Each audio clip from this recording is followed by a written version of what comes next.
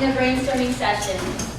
Everyone is afraid to share their wild ideas, believing that only safe, viable, and sensible ideas are worth discussing.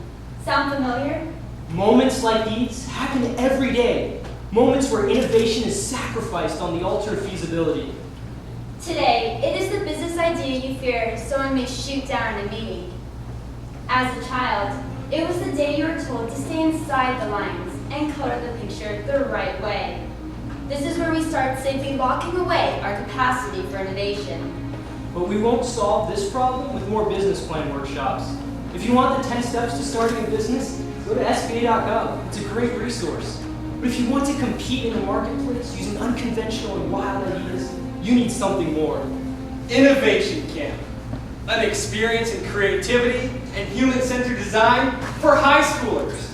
But why high schoolers? Because we need to reach them now, before they become the ones sitting timidly in that brainstorming session. We began with our first summer innovation camp last July, placing 25 high school students in teams with the 4-day challenge to design new product prototypes. Teams worked to build the tallest tower in 18 minutes, using spaghetti sticks, tape, string, and one marshmallow.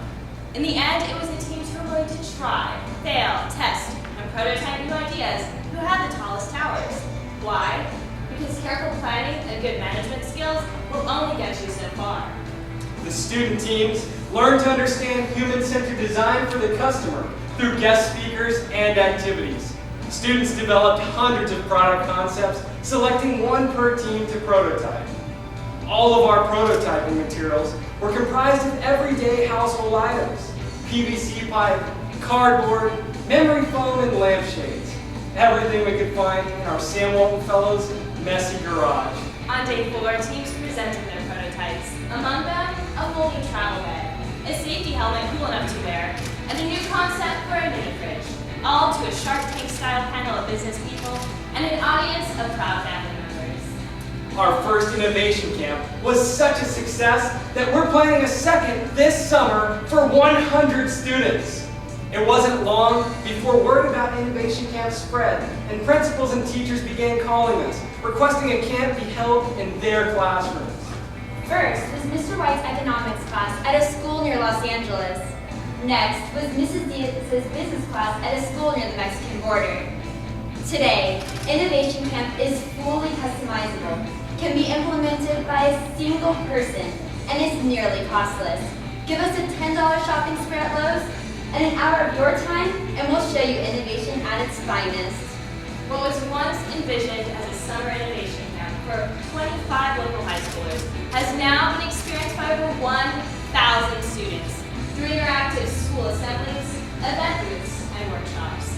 We've launched at 5 California schools and have engaged with students from across the United States, Mexico, and China. We even ran a special 2-day experience of Innovation Camp for 60 high school students in Hosur, India.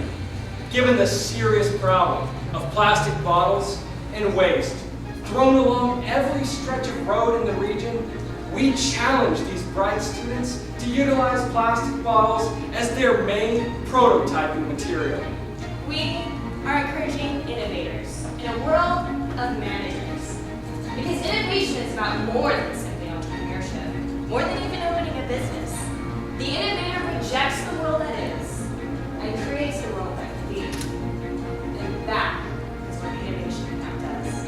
It allows students to show us their world and then create what they see. So what does it look like when students work to recreate the world around them? For the past 2 years, our team has been examining the tragic impact of bullying on school children. We all know that bullying is not new, and neither are the numerous programs attempting to reduce it. But throughout the United States, we've been asking the wrong questions, focusing on the symptoms instead of the disease. To effectively reduce bullying, we must first view it as the product of a culture, in this case, that of a school. As with any organization, culture impacts the ability to fulfill its purpose. So, what is the purpose of a school? Student learning. According to the National Education Association, 71% of students report bullying as a major problem at their school, and an estimated 160,000 1,000 children miss school every day due to the fear of an attack. These effects carry on into the workplace. Haynes Lehman, the pioneer researcher on the topic, estimates bullying costs employers up to $100,000 per year per target. Recognizing this, our team implemented Bully Busters, a program designed to transform school culture from the inside out. With the help from the La Sierra University Conflict Resolution Center, we partnered with La Sierra Academy, a local school, and began engaging with 5th and 6th grade students for 120 minutes each week. Our sessions were built around Hero, a curriculum designed completely by our team. To further engage students, we installed the Bully Box, a place where they could anonymously submit feedback. One day, we found this message in the Bully Box. I didn't know I was a bully until now. How do I change? The school and its students were now ready for the next step.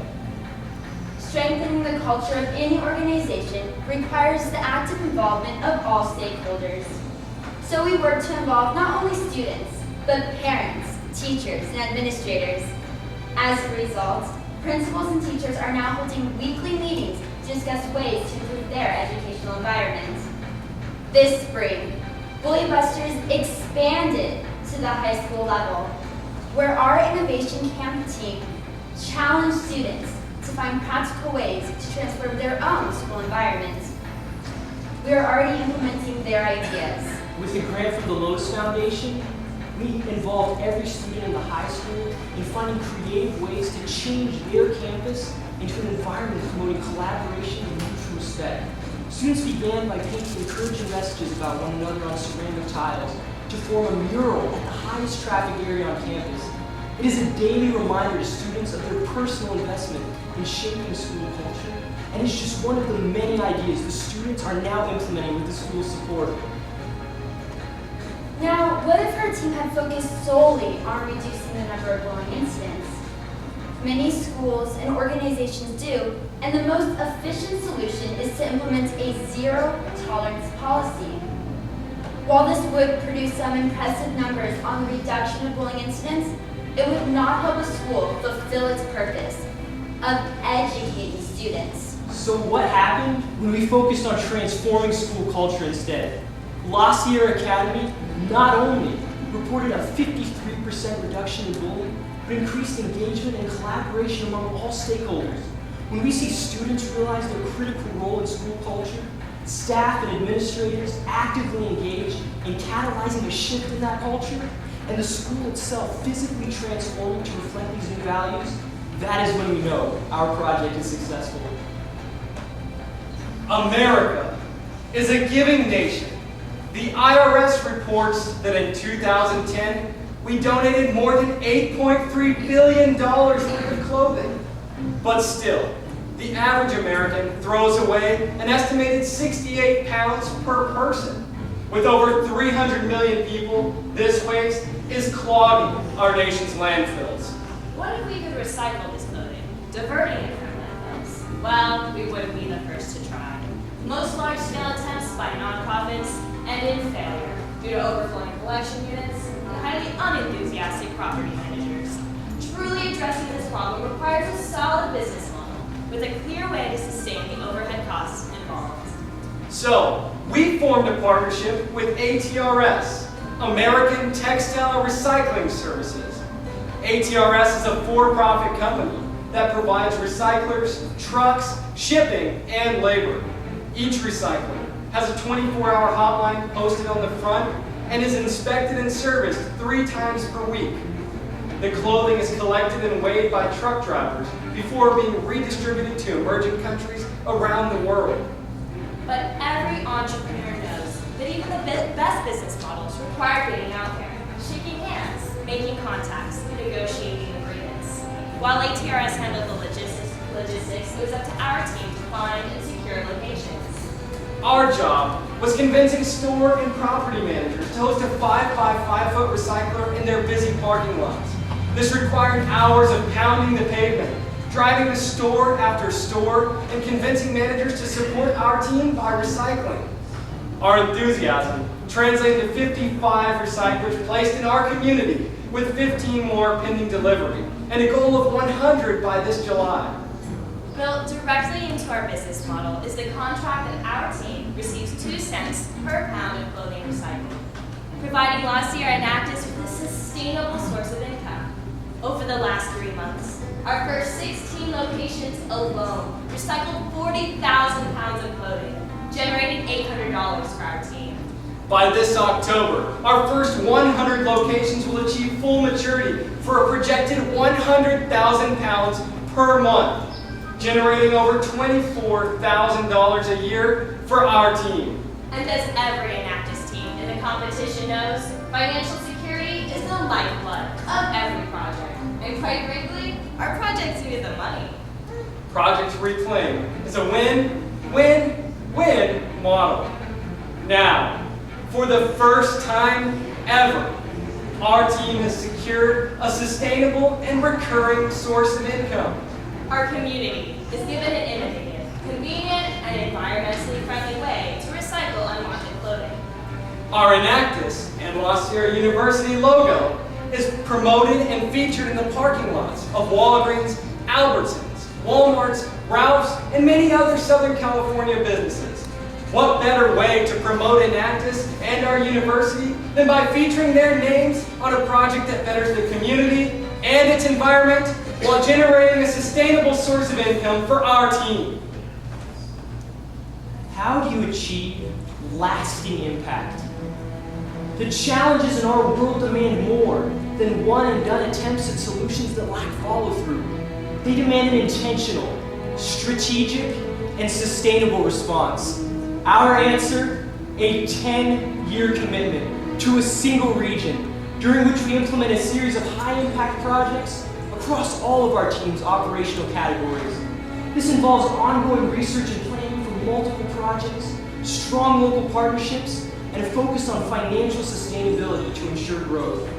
We call this our Enactus Field Station. In 2012, we launched our first field station in Denkani, Kodai, India. For our initial project, we funded and constructed 2 large classroom buildings, transforming the lives of 300 village children who have now become students. This year, starting with a grant from the Allred Center, we implemented one of the most life-changing projects in our team's history, the Cow Bank. For women like Kenema, the only option for employment is to work as a day laborer in the fields. When they can find work, day laborers make 100 rupees per day, less than $2. Families often remain locked in a perpetual struggle to support their basic needs. In small villages, owning a single cow can put an entire family on track for financial sustainability. With an average yield of 10 liters of milk per day, income doubles from 100 rupees as a day laborer to 200 rupees as a cow owner. But for Kenema, even the best deal on a cow is still 1.5 times her entire annual wages as a day laborer. Think of your own annual salaries.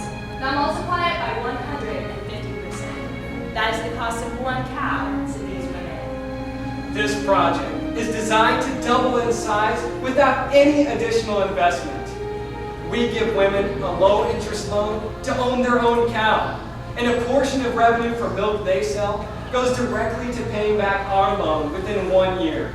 The funds are then used to purchase more cows, doubling the total number available to new participants and allowing our initial $6,000 investment to empower more and more women each year. Recipients are selected through existing local self-help groups, small groups of women which meet to support one another and explore opportunities. Today, we work with 12 women from 3 self-help groups in 4 villages.